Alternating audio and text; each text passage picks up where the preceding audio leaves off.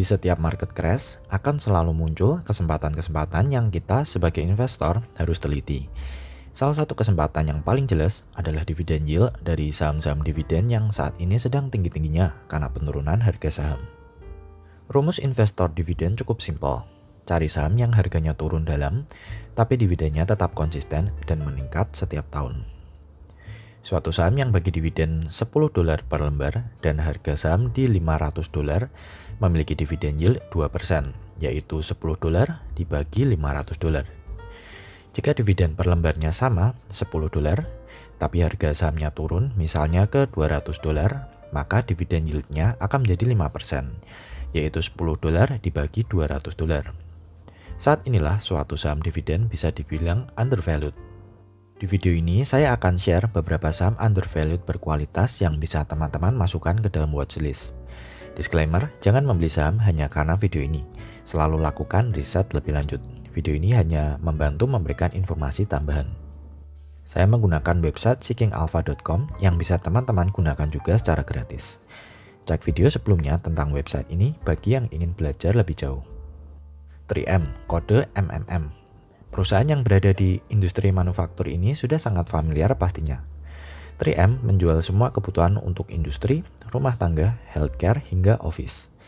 Saat ini memiliki market cap di sekitar $80 billion dengan revenue per 2021 sebesar $35,3 billion. 3M memiliki kinerja yang cukup stabil, setidaknya dari tahun 2017 hingga 2021, di mana revenue, net income, dan net marginnya cukup stabil. Grafik ini menunjukkan historis dividen per share dari 3M di rentang Februari 2012 hingga Mei 2022 atau 10 tahun ke belakang. Kita bisa lihat bahwa saham ini selalu konsisten membagi dan menaikkan dividennya. Termasuk di pandemi 2020 yang lalu, 3M terus bisa konsisten bagi dividen. Lebih istimewanya, 3M ternyata sudah melakukan hal ini sejak 63 tahun terakhir. Ini adalah grafik pertumbuhan dividen per lembar setiap tahun dalam 10 tahun terakhir. Selain rutin bagi dividen setiap tahun, 3M juga terus menaikkan jumlah dividen yang dibagi kepada para investor. Walaupun di tahun 2021, dividen hanya naik 0,68% dari tahun 2020 yang disebabkan oleh pandemi, tapi secara CAGR 10 tahun, saham ini memiliki rate pertumbuhan 10% setiap tahun. 3M saat ini memiliki dividen yield yang sangat menarik, sebesar 4%. Secara historis, 3M memiliki yield rata-rata di range 2 hingga 3% per tahun. Namun saat ini karena harga sahamnya yang sudah koreksi sekitar minus 40% dari titik tertingginya di 2017, yieldnya menjadi tinggi. Salah satu yield tertinggi setelah crash di 2020 yang lalu. Grafik yield on cost berikut menunjukkan berapa yield kita saat ini dari pembelian pertama jika kita sudah membeli 3M beberapa tahun yang lalu. Jika kita sudah membeli 3M sejak 25 Mei 2012, maka dari pembelian pertama kita tersebut saat ini sudah menghasilkan yield 7% per tahun. Teman-teman tidak bisa memiliki yield on cost yang tinggi jika saham yang dimiliki tidak konsisten menaikkan dividen per lembarnya setiap tahun. Saham berikutnya adalah Cisco, kode CSCO. Ini adalah perusahaan yang bekerja sama sebagai teknologi provider bagi beberapa olahraga besar seperti yang sepak bola, NFL, F1 hingga Olympics. Manchester City dan McLaren juga berpartner dengan Cisco. Cisco memiliki bisnis yang sangat terdiversifikasi di berbagai industri seperti networking, software, IoT, security, cloud hingga data center. Saat ini Cisco memiliki market cap $180 miliar dengan revenue per 2021 sebesar $49,8 miliar. Revenue yang hampir setara dengan market cap-nya Bank BCA. Rata-rata yield Cisco dalam 5 tahun terakhir ada di sekitar 3%. Sedangkan saat ini yield di kisaran 3,3%. Yang cukup spesial adalah dividen payout ratio mereka hanya 50%. Atau dengan kata lain, perusahaan ini tidak akan kesulitan untuk terus membagi dividen untuk bertahun-tahun ke depan. Saham yang memiliki yield 3% biasanya memiliki payout ratio di atas 50%, seperti Coca-Cola yang memiliki dividen yield 2,7% dan payout ratio 70%.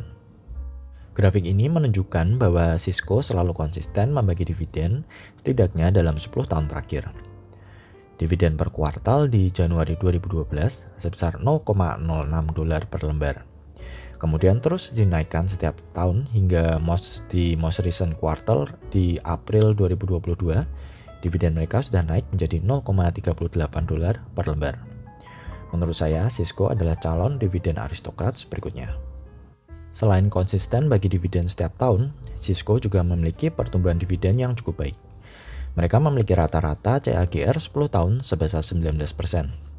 Dengan kata lain, investor yang membeli saham ini sejak 2012 sudah menikmati kenaikan dividen per lembar 19% per tahun. Cisco saat ini sedang mengalami koreksi yang cukup lumayan, di mana jika kita hitung dari titik tertingginya di Desember 2021, kini sahamnya sudah turun sekitar 30%. Harga saham turun, tapi dividen stabil akan menyebabkan dividen yield-nya naik. Berdasarkan grafik ini, yield Cisco berada di atas rata-ratanya dalam 5 tahun terakhir. Investor yang sudah berinvestasi di saham Cisco 10 tahun yang lalu, kini akan sangat gembira karena yield on cost mereka kini sudah menjadi 9,31%. Jadi investor tidak perlu ribet, cukup beli sekali di awal dan biarkan saja. Seiring kenaikan dividen per lembar setiap tahun, dividen yang investor dapatkan akan terus meningkat setiap tahun. Apalagi jika investor tersebut rutin menginvestasikan kembali dividen yang didapat untuk mendapatkan lebih banyak saham. Teman-teman yang cocok dengan investasi dividen sebaiknya belajar mengenai DRIP atau Dividend Reinvestment Plan yang dulu sudah pernah saya bikinkan videonya. VF Corporation, ticker VFC. Ini adalah salah satu perusahaan aparel terbesar di dunia yang membuat produk-produk fashion untuk brand-brand besar seperti Vans, The North Face, Eastpak, JanSport, Timberland, hingga Supreme. VFC memiliki market cap di sekitar $18 billion dengan jumlah total revenue per 2021 sebesar $11,84 billion. VFC adalah salah satu pembagi dividen yang sangat kuat, di mana mereka sudah membagi dividen setidaknya dalam 48 tahun terakhir. Grafik historis dividen per share ini menunjukkan kestabilan mereka dalam membagi dan sekaligus menaikkan jumlah dividen per lembar yang dibagi setiap tahun. Sama seperti 3M dan Cisco, VFC juga memiliki rate pertumbuhan dividen yang lumayan. Dalam 10 tahun terakhir, mereka mampu menaikkan dividennya sebesar 12% per tahun. Saat ini, yield VFC sangat menarik karena berada di rata-rata tertingginya dalam 5 tahun terakhir. Biasanya, VFC memiliki yield di sekitar 2,5%. Namun karena saat ini kondisi market sedang bearish, dividen yield VFC naik di sekitar 4%. Kalau kita lihat grafik harga sahamnya, harga saham VFC bahkan sudah turun di bawah range di harga tahun 2014. Dan jika kita hitung dari titik tertingginya di Desember 2019, kini saham VFC sudah terkoreksi sekitar 50%. Sebagai investor dividen, kita tidak perlu takut dengan penurunan harga saham, karena ini justru akan membuat dividen yield meningkat. Apalagi kita bisa lebih banyak mengakumulasi lembar saham di harga yang murah. Yang menjadi concern adalah ketika perusahaan tiba-tiba memutuskan untuk mengurangi atau bahkan mensuspend dividennya. Melihat grafik yield on cost berikut, investor yang sudah memiliki saham VFC 10 tahun yang lalu, kini akan menerima dividen 6% yang dihitung dari pembelian awal mereka di tahun 2012 yang lalu. Teman-teman perhatikan grafik yield on cost dalam 10 tahun terakhir yang trennya naik. Usahakan membeli saham yang memiliki grafik yield on cost seperti ini, karena ini menunjukkan bahwa dividen mengalami kenaikan setiap tahun. 3M memiliki dividen growth yang agak lambat dibandingkan Cisco dan VFC, tapi memiliki bisnis yang kuat dan yield yang tinggi. Cisco memiliki yield yang lebih rendah, tapi dividen growth-nya tinggi.